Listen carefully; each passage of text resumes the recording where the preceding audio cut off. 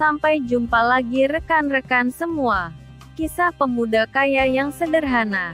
Episode 257.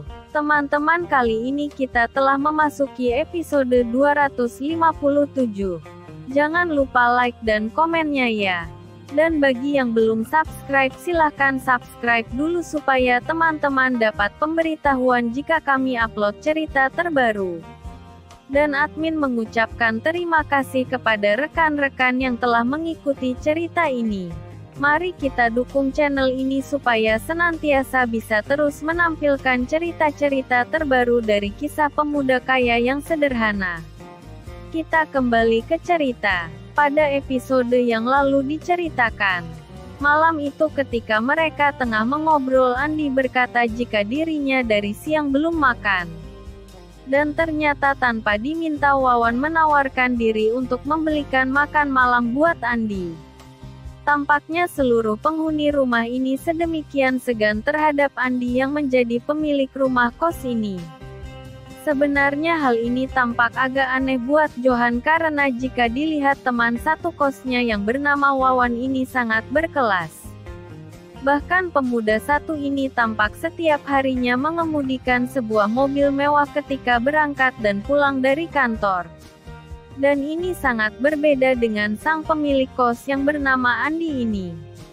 Beberapa kali Johan melihat Andi berangkat bekerja hanya menaiki sebuah sepeda motor lawas dan penampilan Andi pun jauh dari kesan berkelas. Itulah yang difikirkan Johan.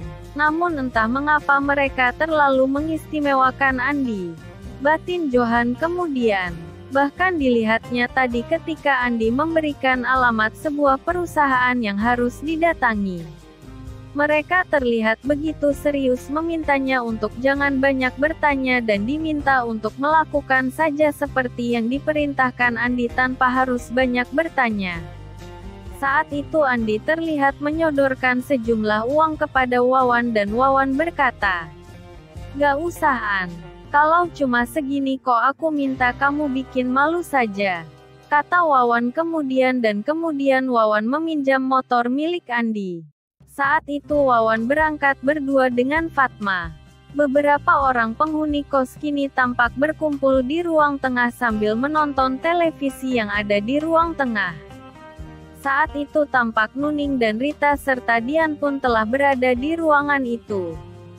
"Jo, suruh adikmu ke bawahlah, jangan hanya di kamar terus.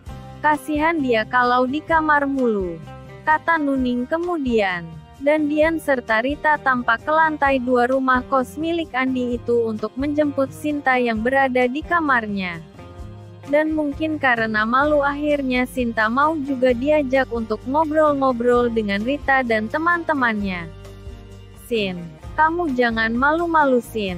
Anggaplah kami ini kakakmu dan kalau ada apa-apa kamu jangan sungkan-sungkan Sin. Kalau kamu butuh bantuan apapun tolong kamu bicara dengan kami. Siapa tahu kami bisa meringankan bebanmu Sin," kata Rita kemudian. "Iya Mbak, terima kasih. Maaf ya Mbak, jika Sinta banyak merepotkan di sini," kata Sinta terlihat tersipu malu kepada Rita dan teman-temannya. Dan saat ini Rita dan beberapa orang temannya tampaknya begitu perhatian dengan Sinta. Sinta yang masih berumur 17 tahun itu tampaknya membuat Rita dan beberapa orang temannya menjadi iba. Alvin dan Yogi kemudian mendekati Johan. "Tenang Jo, kamu kalau ada apa-apa kami siap bantu kamu. Kami banyak belajar dari Mas Andi. Mas Andi begitu baik pada siapapun dan kami ingin belajar banyak kepada Mas Andi," kata Alvin yang disambut dengan Yogi yang mengatakan jika mereka memang mengagumi Andi. "Ah, kamu bisa saja Vin.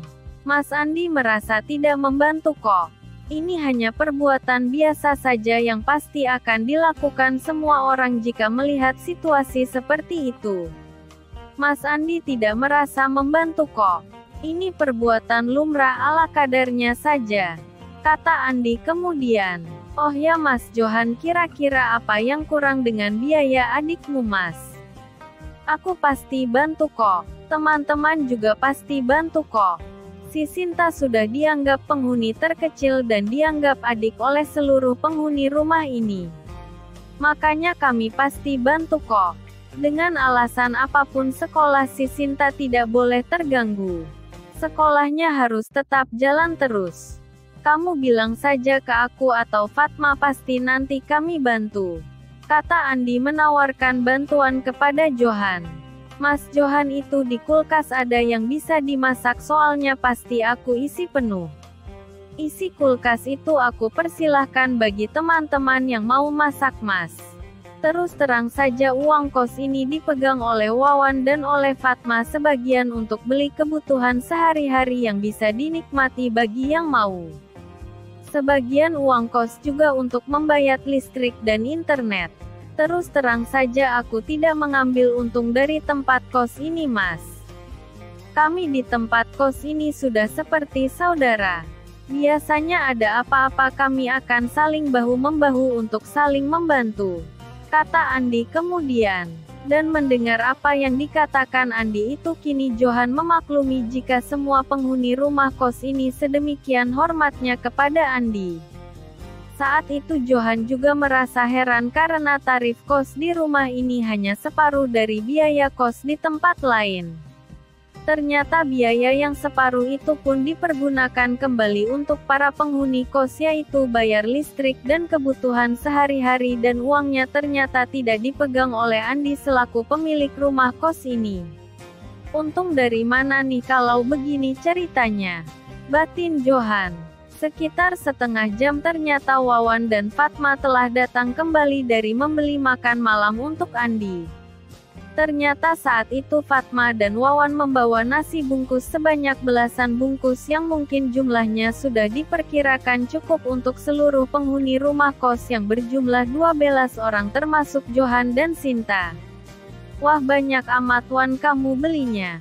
Abis berapa biar aku ganti Wan? Kata Andi kemudian. Gak usahan, soalnya aku lagi ada rezeki nih. Anggap saja aku lagi syukuran. Kata Wawan sambil tersenyum ke arah teman-temannya. Wah, kayaknya cukup nih buat kita semua. Ayo kita makan malam dulu.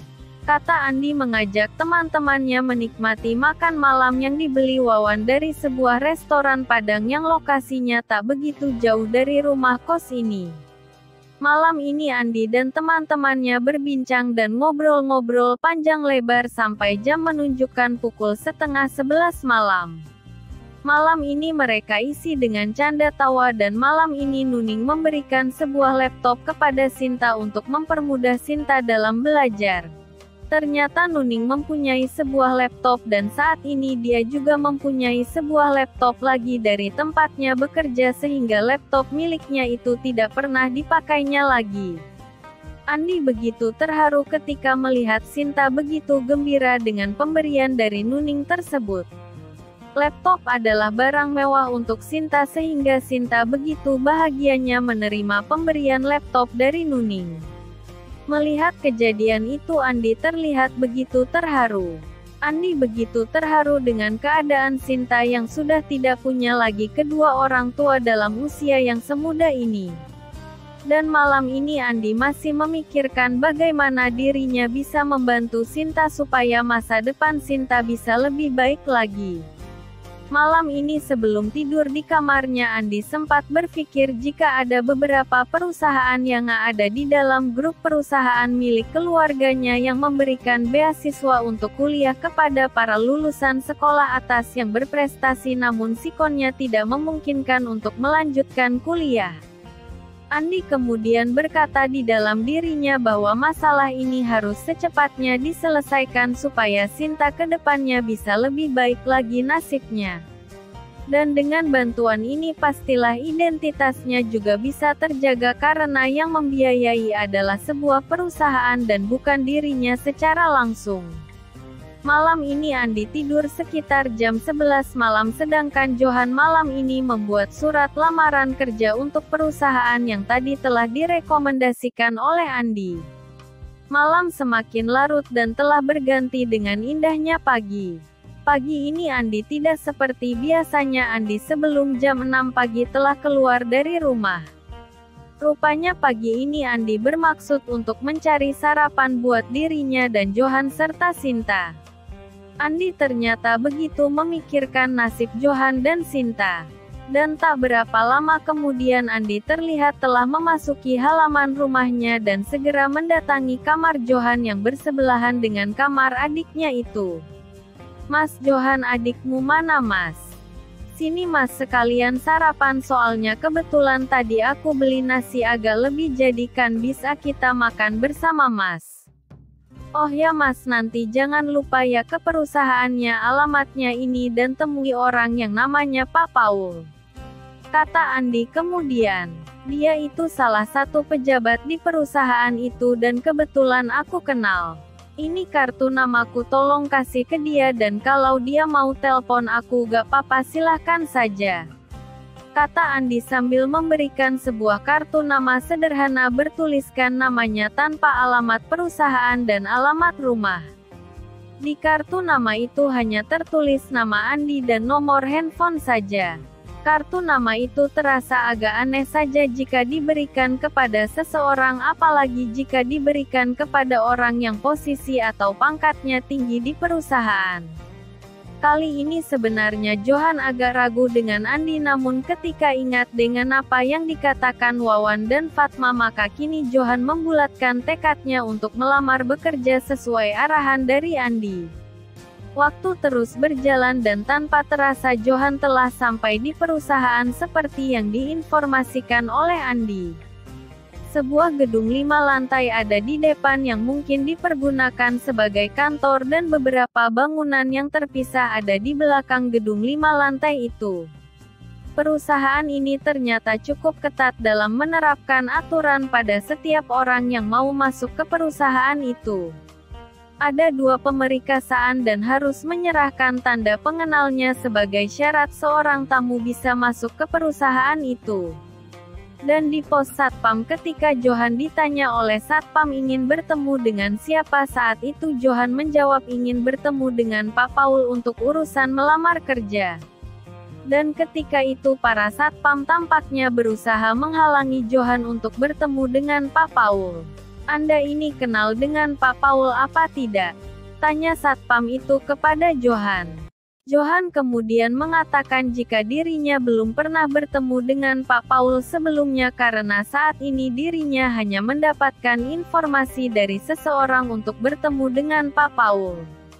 Dan pada saat dirinya sedang kebingungan itulah tiba-tiba Johan teringat dengan Andi. Johan segera mengambil kartu nama milik Andi dan bermaksud menghubungi Andi. "Sebentar ya Pak, biar saya menghubungi orang yang menyuruh saya ke sini," kata Johan kemudian kepada satpam yang sepertinya ingin menginterogasi itu. Dan tak sampai 2 menit akhirnya Johan berhasil menghubungi Andi. Johan kemudian menceritakan kejadian yang dialaminya itu kepada Andi. Saat itulah Andi kemudian teringat dengan beberapa kejadian yang sering dialaminya saat dirinya menjadi cleaning service. Saat itu Andi sering disepelekan orang, bahkan tak jarang dirinya sering dihina oleh orang lain. Dan menyadari hal itu Andi berkata di dalam hatinya mungkin saat ini Johan pun mengalami kejadian seperti yang sering dialaminya. Andi kemudian menanyakan Johan ada di mana. Dan Johan mengatakan jika saat ini dirinya berada di pos satpam. Andi pun kemudian berkata kepada Johan untuk segera menutup handphonenya dan Andi akan menyelesaikan masalah ini. Dan setelah handphone ditutup Andi segera menghubungi Pak Paul dan meminta Pak Paul untuk menjemput seorang pemuda bernama Johan yang saat ini ada di pos satpam.